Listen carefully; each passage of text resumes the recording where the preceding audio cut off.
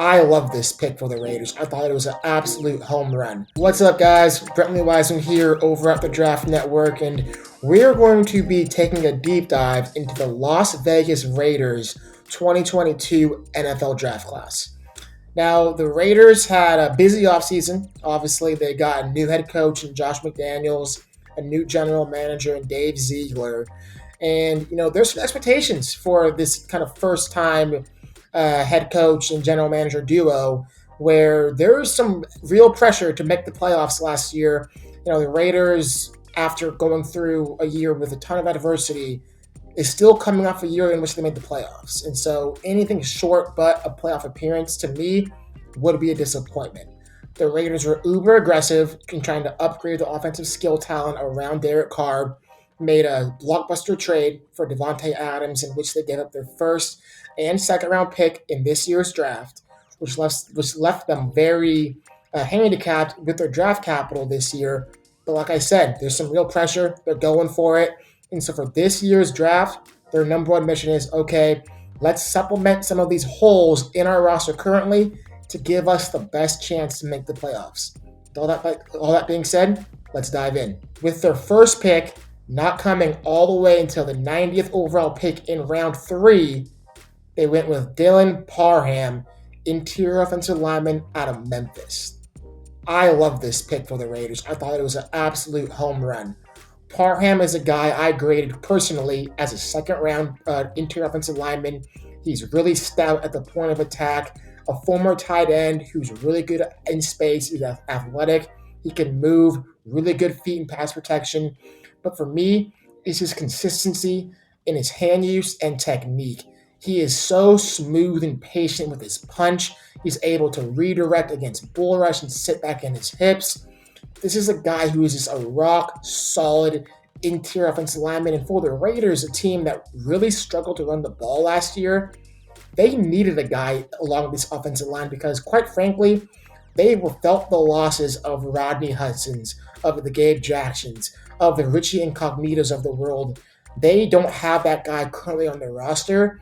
And with Dylan Parham, I think they're kind of getting back to their roots. And so I think this is a guy who can step in day one, find a home at one of these guard spots, and be a starter for the Raiders. Moving on to the Raiders' second pick of this draft, coming all the way in round 4 at the 122nd overall pick, running back Zamir White out of Georgia.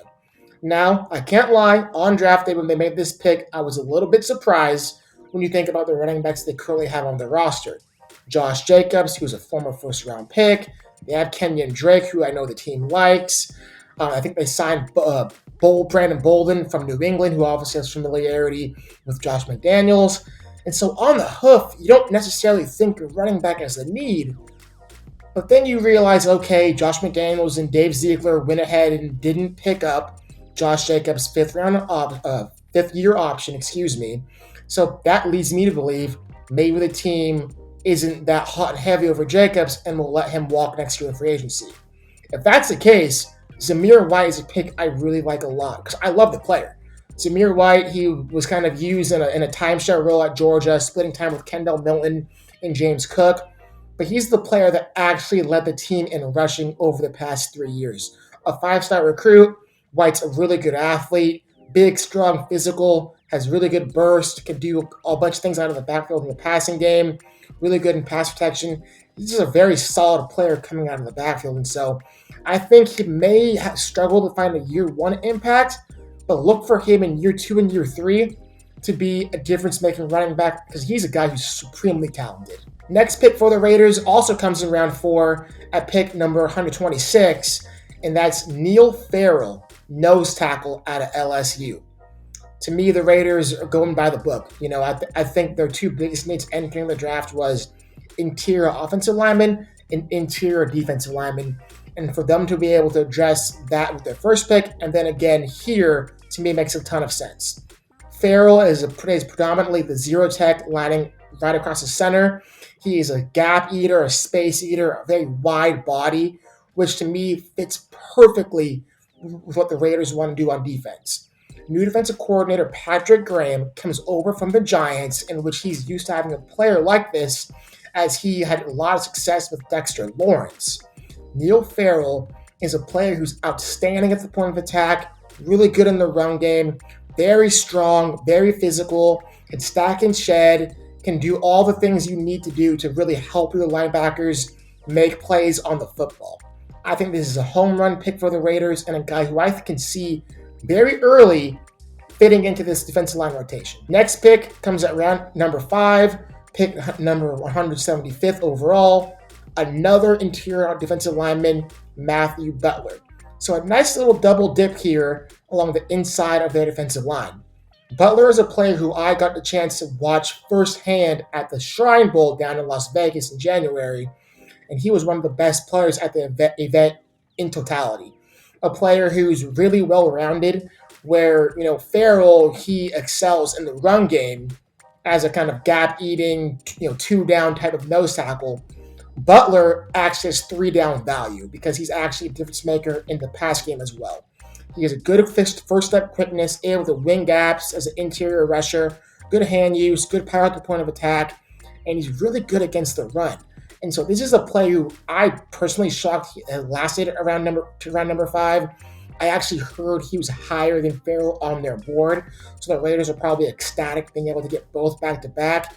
I see this player sitting next to Farrell, next in the 3-tech or 1-tech role, and a guy, again, who I think can work their way into the rotation very early in their first year as a rookie. The next pick doesn't come until round number 7, pick 238, and it's another offensive lineman, Fairmunford out of Ohio State. Fairmunford is a guy who came into the year with some round 1 buzz. He was a all-game starter at Ohio State back in 2020,